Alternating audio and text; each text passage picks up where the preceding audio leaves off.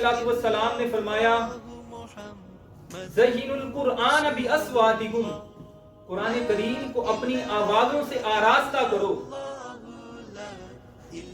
یعنی اس کو خوبصورت کر کے پڑھو. اور فرمایا کہ خوبصورتی ایسی نہ ہو کہ جس سے اس کے قواعد بگڑ جائیں.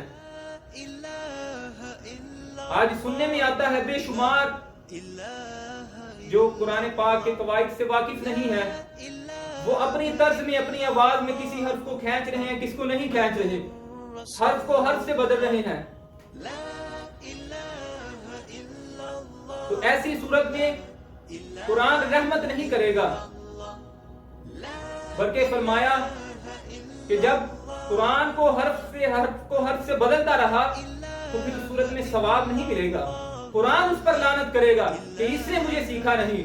دنیا میں یہ بہت ساری چیزوں کا سیکھتا رہا، وہ علم بھی حاصل کرتا رہا، اس چیز کے بارے میں بھی جانتا رہا، اس نے وہاں بھی جانا تھا وہاں پر بھی چلے گیا، مگر مجھے سیکھنے کے لیے یہ کہیں نہ گیا.